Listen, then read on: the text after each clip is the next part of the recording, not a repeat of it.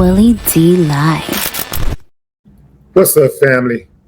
A federal judge has blocked the deployment of the National Guard troops to the Chicago area for at least 2 weeks. Here's an article I found on Fox 32 of Donald Trump, your president, administration's appeal of such ruling. The article reads, after a federal judge in Illinois blocked the deployment of the National Guard troops in Chicago area for at least 2 weeks, the Trump administration has appealed the ruling. What we know, the on-again, off-again deployments are the result of political and legal battle over President Donald Trump's push to send the National Guard to several U.S. cities. His administration claims crime is rampant in those cities, despite statistics not always backing that up. If a president invokes the Insurrection Act, they can dispatch active duty military in states that fail to put down an insurrection or defy federal law. But the judge in Chicago said Thursday she found no substantial evidence that a danger of rebellion is brewing in Illinois during Trump's administration crackdown. This is what they're saying. The ruling offered a victory for Democratic officials who lead the state and city. The court confirmed what we all know.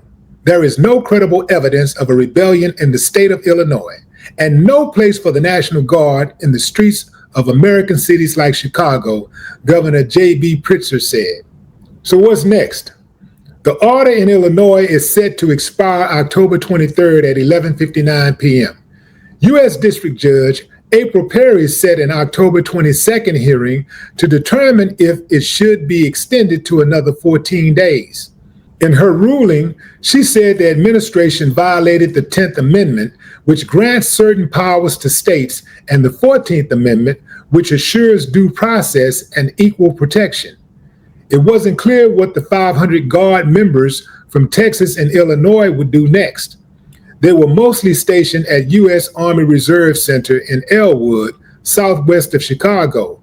A small number on Thursday were outside a U.S. Immigration and Customs Enforcement building in Broadview, which for weeks has been home to occasional clashes between protesters and federal agents. Officials at a U.S. Northern Command directed questions to the Department of Defense, which cited its policy for not commenting on ongoing litigation. The troops are under the U.S. Northern Command and had been activated for 60 days.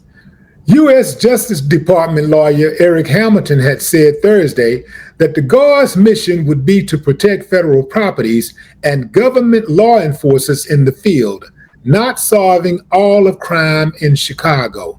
Let's stop right there.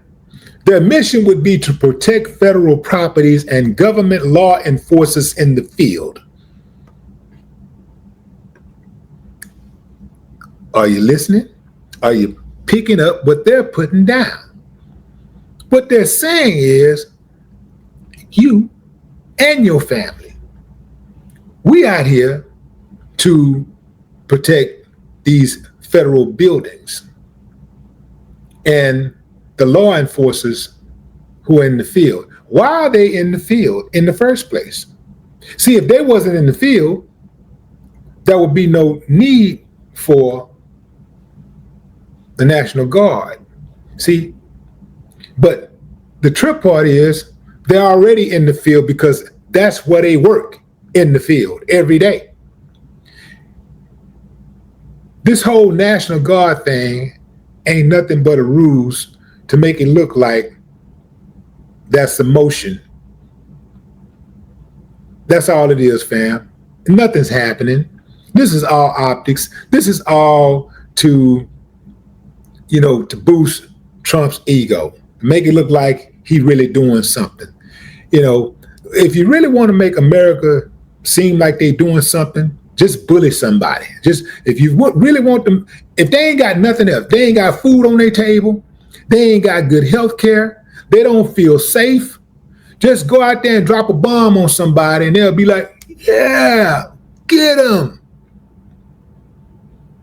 Drop a bomb on anybody. You can drop a bomb on Americans, But it's got to be certain types of Americans. You got to say, oh, them, they were the enemy. They were the bad people in America. So we had to get them.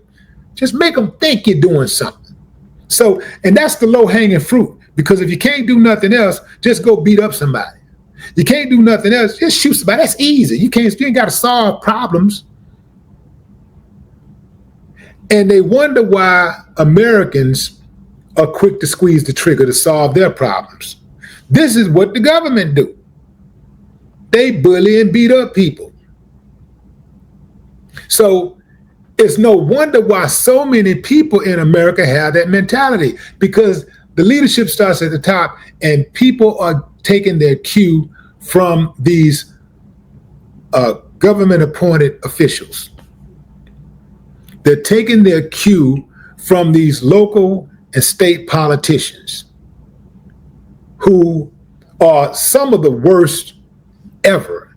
You would think that we would be evolving as a society. We're absolutely not. It's bad, fam. It's bad when a dropout who can't put a sentence together can say, damn, I can do that. Listen to them in the halls of Congress. Sound like a big ass zoo.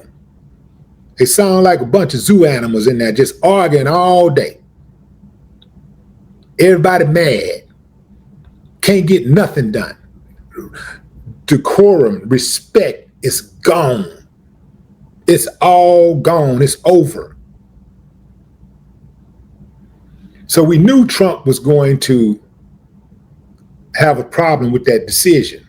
So now the judge got to watch her back, because Trump loved to get back at his enemies. Any judge that decides against him, they're gonna have to watch their back, because he's gonna let the goons loose.